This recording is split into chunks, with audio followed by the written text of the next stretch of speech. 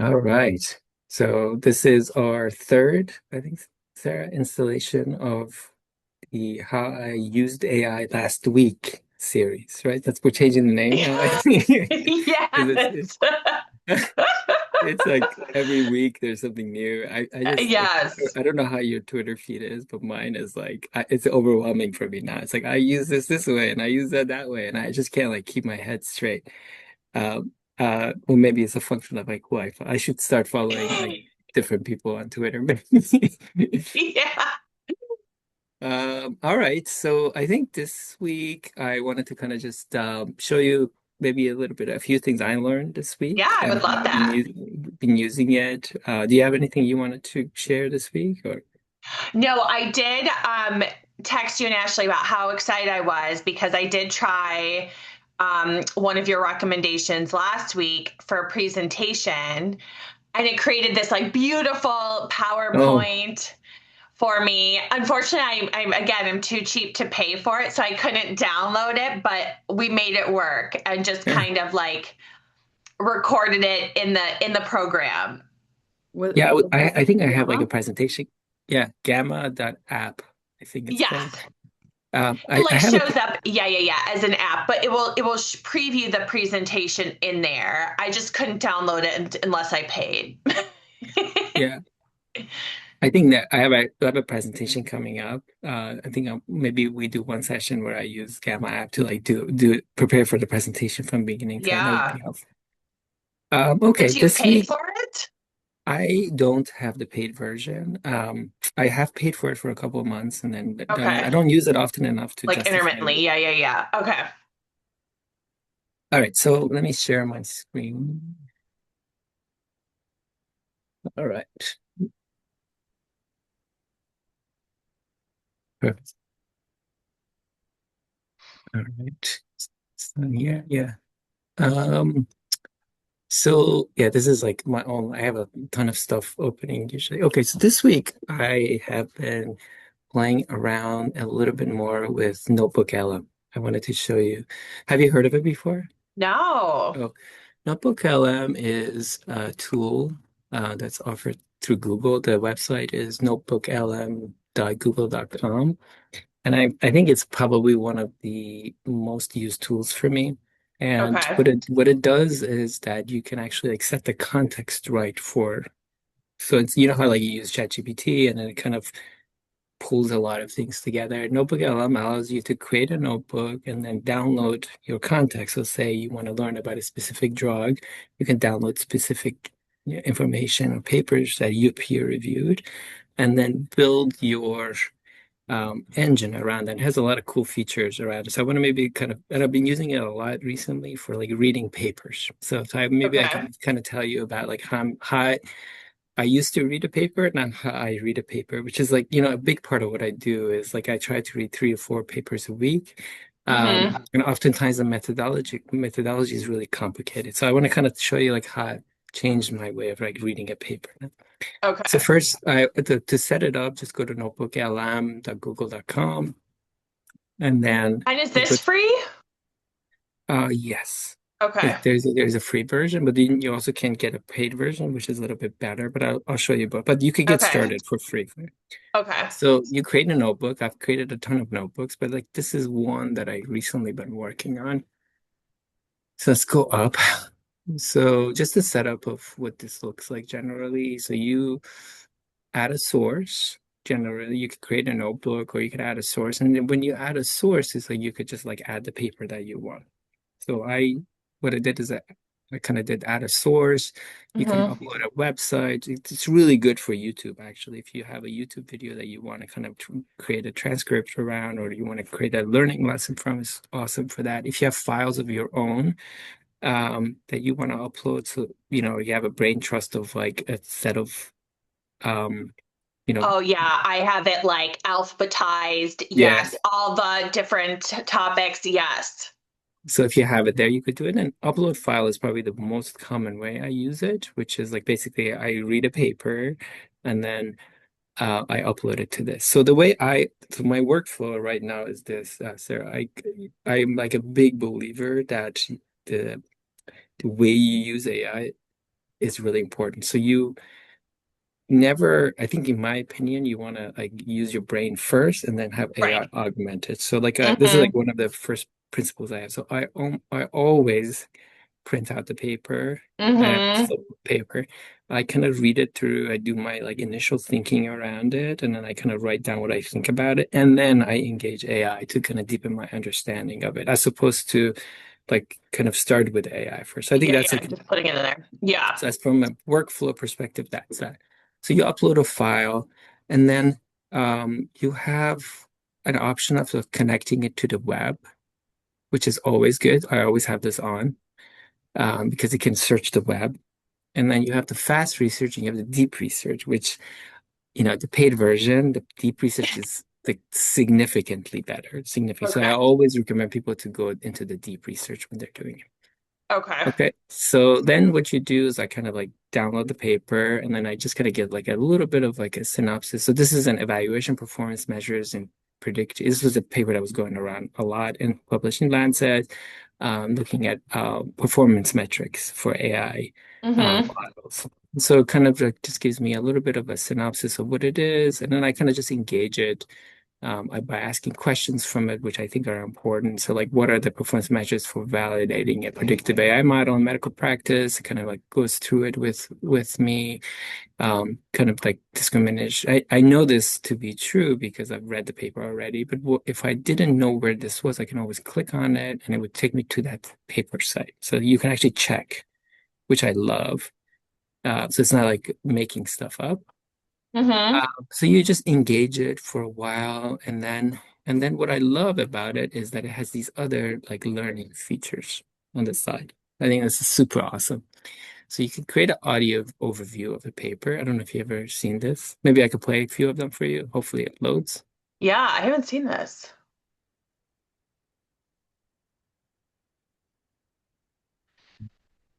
I don't know if I can hear it.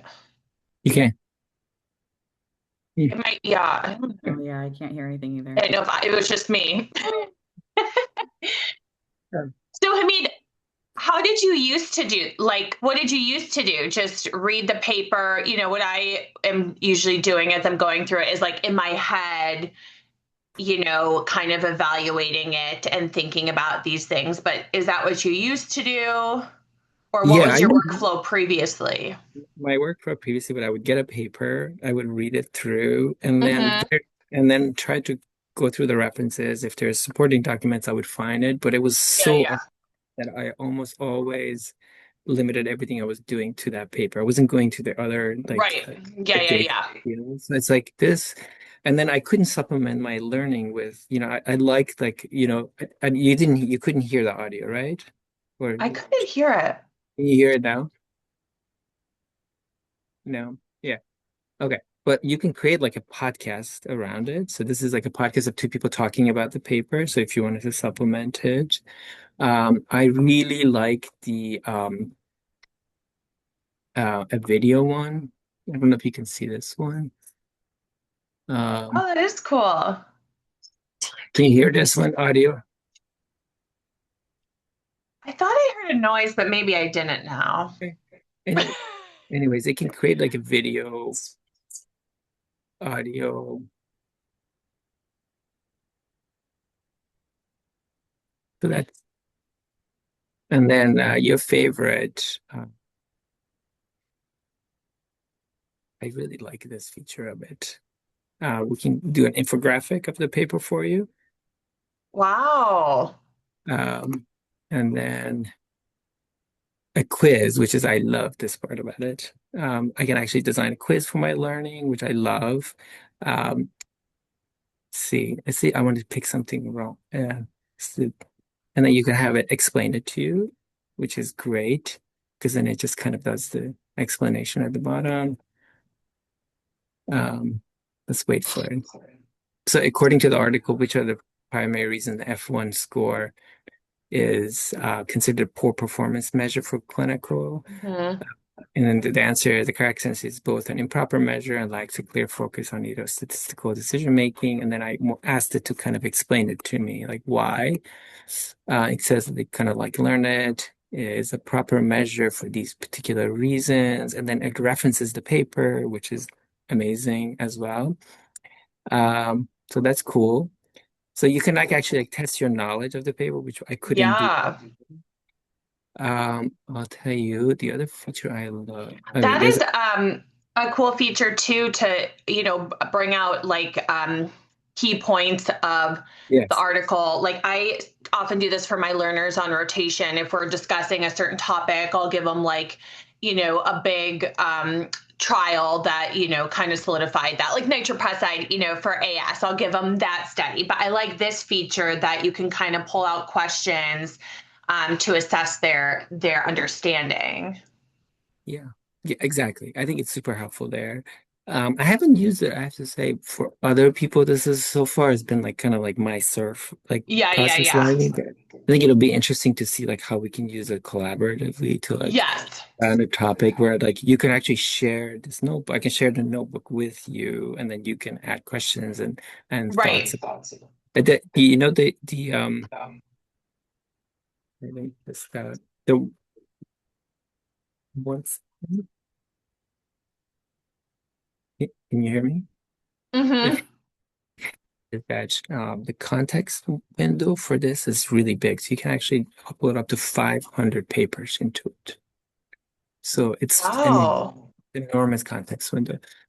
Um, so this one is really good, the mind map. I'd love the mind map. So kind of like brings down the paper into the mind map. But what you could do is like click on the mind map. Let's say, I don't know, I'm gonna like learn about the key characteristics. And then it kind of like discussed the sources about key characters in the larger context. So it kind of like breaks down the paper, helping you. I usually write it on the side.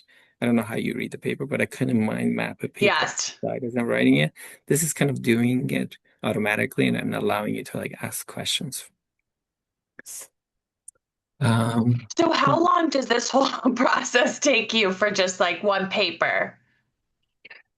Usually I clear my schedule for an hour to For read a one, paper for one paper, but it usually, I would say more like two, like 2 hours for, to deeply read a paper, like 1 to 2 yeah. hours is probably there for you. But that's how much you would have to spend anyways to read a paper.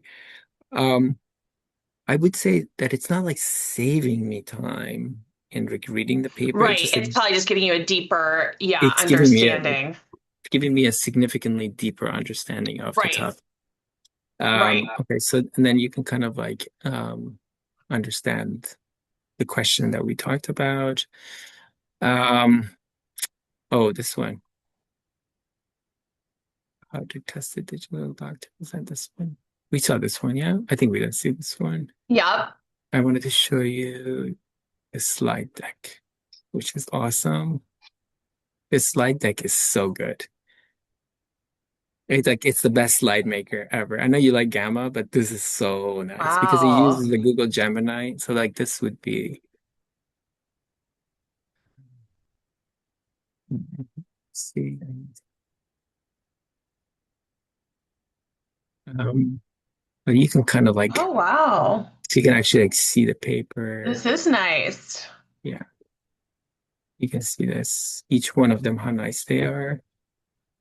I was talking to a friend, so this is like actually based on the paper very nicely. There, I love the graphics that it generates generally to Yeah. support the paper. Look at this graphic, for example; it's very good. Um, Wow. and because I read the paper, I know that it's accurate. Right. Uh, and then kind of like all these other ones. I know you just showed Ashley showed us the not so good the generation with some other models, but I think Gemini is like that's right now really good for image generation. Okay, so you could do this, and then you could. One other thing is that if you have like a format that you like, you could prompt. You could write a prompt to change the format to your standard format. Uh, Okay. So if you wanted like different, to look different, you can with prompting. I It's a see. little hard. It's a little harder because it's not as easily changeable. But it's like really quick if you just wanted to like just go through the paper and like just look at it, or present it to a friend, or if I wanted to present it to a bunch of fellows or whatever, it's super good. I wanted to show you kind of like other things about it here. This one here, this feature here, it can actually pull relevant articles for you. Yeah, that's what I Uh, was wondering if that's what. yeah. Okay. So I always switch to deep research and kind of just say pull the latest reviews on, I don't know, bias and variance. Then I would just say limited to, what should be limited to high quality and high impact faith.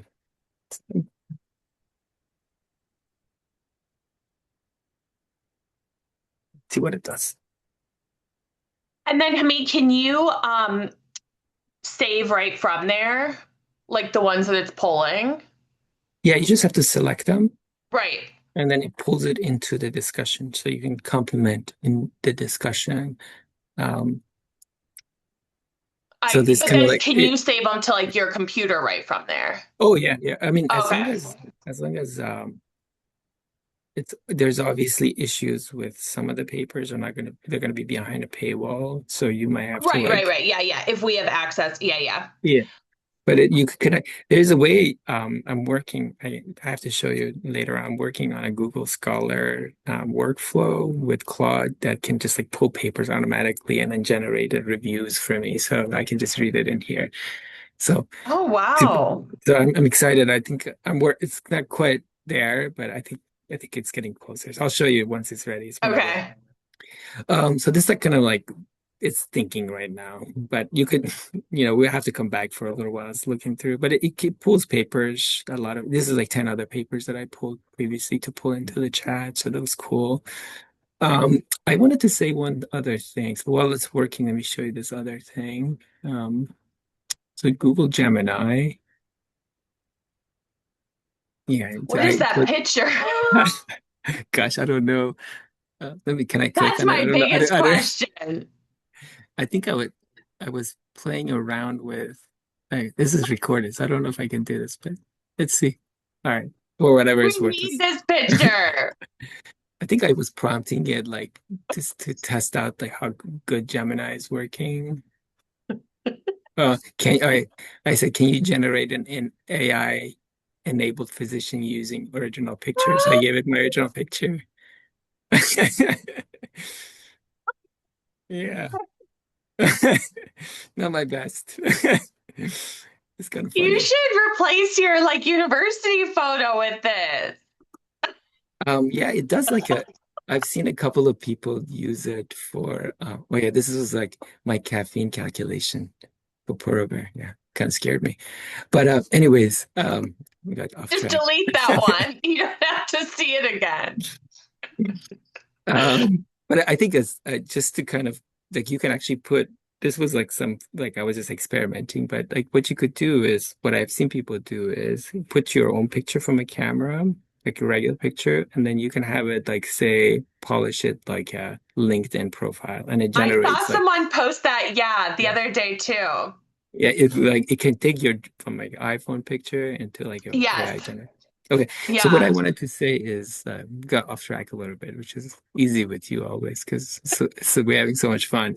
But one thing I wanted to say is that if you go to Gemini, Hmm. you press on the positive button, you can get Notebook LLM in here, Oh, and then okay. you can pick your notebook. So let's say pick your notebook, and then you can go to the Pro Gemini, which is then it gives you like super capabilities to kind of get after, interact Yeah. with Notebook LLM through there. So that's kind of a cool feature. Yeah. One other feature that is like I've used before that is really like a little weird, but my quirks of like learning is that what you could do is like say you were um, having a stream of consciousness about an idea, or you were having a conversation as a group. You could record it um, on like an MP3, and then download the MP3 into a notebook LLM and then turn it into a slide series. Okay. Yeah, so you can Wow. take like the quick conversations and turn them Right. into notebooks because it's so good with audio. And this is like the image generation thing that I wanted to say. But it's like really good. Like I've seen a couple of people do that. I haven't done it as much. I've done it with a few of my like thinking that I've been like just brainstorming an idea and then kind of putting it in a visual way to Yeah. understand it. But it's a cool like I think tool to have on there. So what Uh have you used this for creating images with putting like the notebook in there? oh, you could just ask questions, but using you can ask more detail using the Gemini 3 model, which is a little bit Mm-hmm. more of a thinking model that you could use to ask questions from it. So, I mean, do you have any questions about performance metrics? Like, let's see, I can was you, just curious how you would use it, uh, in everyday life here. let's see, can you explain the F1 metric to me like 10 years old? It's actually like quite a, you could just like, I think it's just, 10-year-olds are tech savvy these days. So maybe you need to like say you're like 80 years old or something. oh yeah, that might be true too. But I think that you could just have a conversation with the notebook, which is interesting as well. Now you Yeah. could use it in different ways. You could use it to create images if you wanted to. You could create it to create reports, summaries. You could have it turn it into like a one pager. I've done it. Let's see. Let's do this one. Can you turn the notebook into? Imagine. I love this. It's really good, actually. I get this. Wow. All right, let's see. Can you turn it into a notebook into a one page summary that I can share with like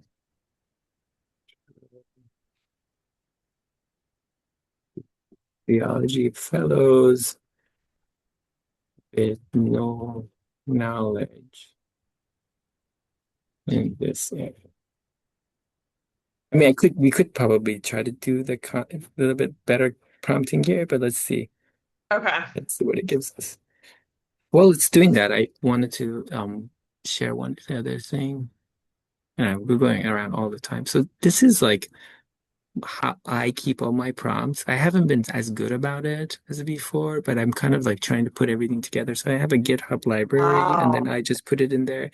And then I know last week you said um, you don't like to prompt properly. So I'm gonna try to convince you that prompting is you could prompt better. And I think this prompt framework is probably like the best one.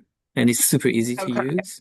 So if you could, it's my GitHub is open, so you could just copy it. And Okay. I have the right attribution here. So you just go like you define the primary goal. You just say, I need data that does this.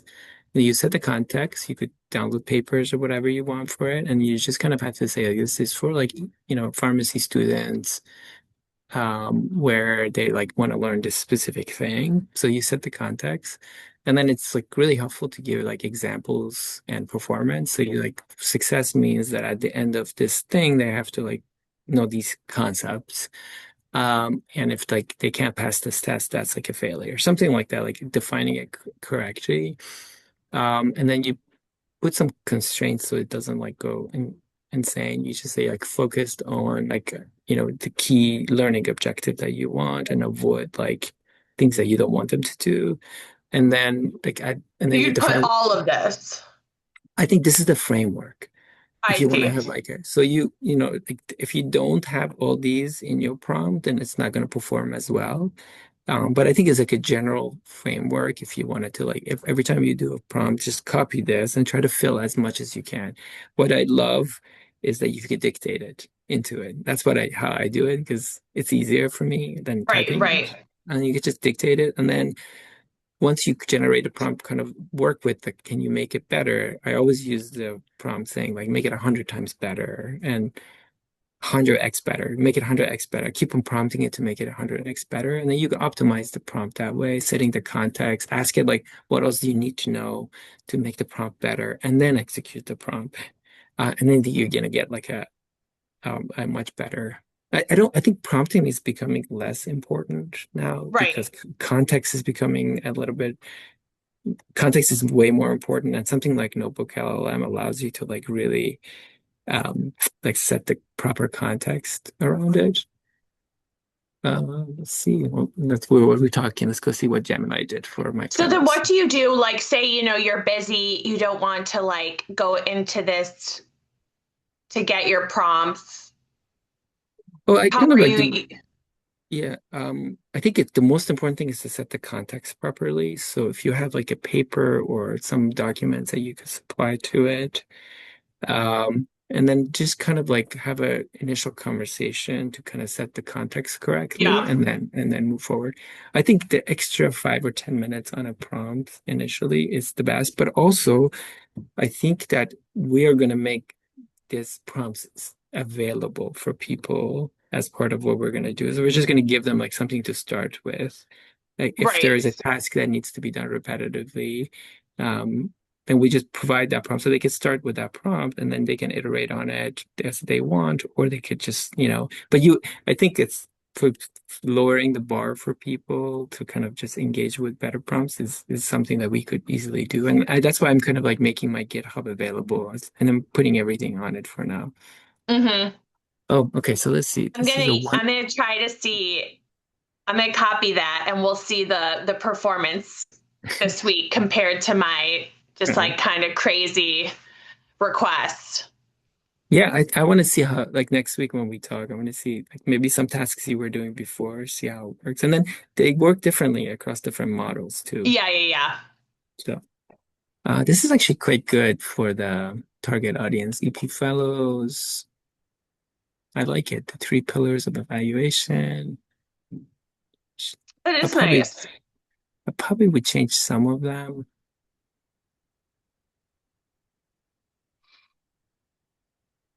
It's a great It's a good starter. start. Yeah. Yeah, definitely great starter. And then you could export it to Sheets, which I love. I think it's great Yep. here. Um, okay. Oh, Oh, yeah, that is cool. yeah, it's a pretty cool like way to use Notebook LLM with this. Now we can go back to it was see like they can work across models. So like I always have like 7 or 8 things working. So remember we asked it to like pull some reviews on it because oops, sorry. Um, that's a lot of papers here. Yes. And then you could kind of like select unselect them. See, you can even kind of see what the papers are. Oh, it's a good paper. Okay. You could see how powerful it could be to cross-reference stuff. Yeah, yeah, I yeah. I imagine that I haven't done this before, but I imagine like generating review papers would become obsolete because you could just right um Yeah. It not would be obsolete interesting. not obsolete Yeah. necessarily, but like you could generate review papers quickly. On your own. Yeah, Yes, with for this. topics that Yes. you're interested in, right? And niche topics that most people wouldn't be interested in, Right. you could be really quickly pull review topics together. Right. Oh, I do have like this other thing I wanted to show you, and I'm like really proud of it actually. So I want to show you the next step in this. Oh, what is it? All right, so I showed you Notebook LLM. I showed you the Google Gemini, kind of like asking questions on it. You saw Yeah. like some gem. So Claude is like my other go-to. And you're Claude is. using Gemini more than like ChatGPT, Um, I probably use Claude number one. number one. Uh, Okay. and then I use Notebook LLM, so by default I use Gemini a lot more. Okay. I love Grok. We should have like one on Grok recently. I just like love Grok because it's like you can find experts quickly on because it has access to Twitter. Um, Oh, wow. uh, Okay. and then you can kind of like quickly, but we could talk about like we should do a Grok one day. All right, Yeah. all right. So this is like really cool. I uploaded that same paper here, the one that we had the notebook LLM on it, which was the performance metrics paper. And then I asked it to create an interactive tool that explains all the ways numerous performance measures, the ones that can be used to understand performance of a model based on a paper included. So taking it one step further, making an interactive tool, and this is what it made, which is pretty awesome. So like you can see like what is this? This is a JSON file, so you can make it Wow. HTML, you can deploy it, and you can go to like the case study that they had. It kind of explains the case study. Um, Look at the performance domains on discrimination, for example. It has calibration of raw performance. Um, kind Yeah, of this is it goes great. it goes through all of them. Then there's key visualizations which you can interact with, which is pretty awesome. So you can actually see for Yeah. each one of the ROC curves. So like taking the learning to the next level is like making tools Mm-hmm. to play around with it. Um, and this is awesome. Like risk distribution by outcome. Like I haven't seen anyone like I never understood it better than Wow. kind of doing this, right? And then Yeah, kind I of like love this. so like and then um recommended recommendations at the end. So I actually like took it to be able to like read the paper, understand it, but you can interact with it as well. Like which is like this would Yes. have been like a coder would have to like write this code for me, but all I took Yeah. is like a 4-page prompt. I also put this prompt in my Git. This one's nice too because it's kind of like all in one spot. I find it like Hmm. a little more visually appealing. Yes. You can like Yeah. see everything at once. I like this one. Yeah. I love the interactive tool for review Yes. papers, especially. It's kind of like, oh, okay, I don't understand ROC. Can you show me like a curve and what does 0.95 mean, like in real Yes. terms? You could do Especially it one. is, helpful. Some of these papers, have very complex stats. Mhm. And I think sometimes, I mean, I have trouble for many of the complex ones too, understanding them. And I know my learners do. So I think something like this is super helpful to dig deeper into those. Yes. Yeah. Yeah. It's kind of a cool feature. This is the extra hour that I spent on this paper. Paper I went into this. Uh, yeah, I think like you described, like originally reading a paper as like a key core thing that I do was like the I never looked forward to it because it's like just hard. Yeah. It's really hard to read a paper, especially like technical papers. But now I think you could like play with it and look at it this way. Listen to a podcast. Let's look at a video. It just like allows you to like understand it better. And then you could reference supporting documents, explain things a little bit better for you. So I don't know, my experience of like reading paper has like significantly improved. Yeah.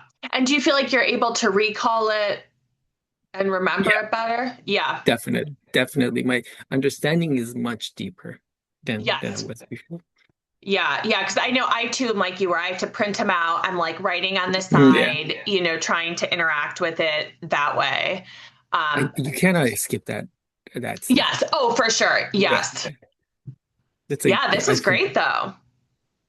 so this was like my little bit of do you have anything you wanted to ask me questions? On this one, to Yeah. prompt it. Well, I think we could like yeah, I think maybe like staying on Notebook LLM super useful. I think actually, do you know if this is something that's available Notebook through? I believe is free and anyone can use it. Yeah, I I just definitely am able obviously to. I'm able to use it uh, without paying for anything. Yeah. and obviously like you would want about patient information or stuff like that on it, right? But Yes, this is not HIPAA compliant. This would be that's right. don't put Yeah. anything proprietary in here. Yes, Yeah, um, this is not and like U of M GPT or Copilot that are Hmm. approved for U of M to put. yeah, you want to use papers that are in the public domain always in it. So I think Yeah. that's key. Yeah, I think this was it. I don't know if I This think is cool.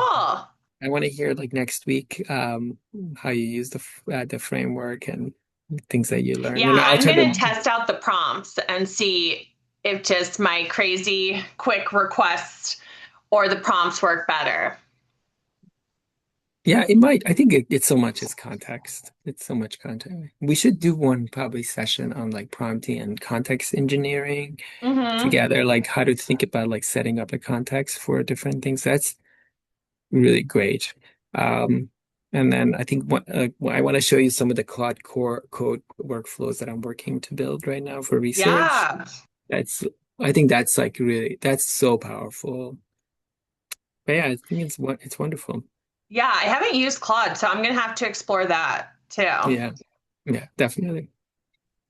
All right. Cool. Till next Thank time, you tell me you. how you used AI Yeah, last I week will. episode. Thanks, Hamid. Yeah.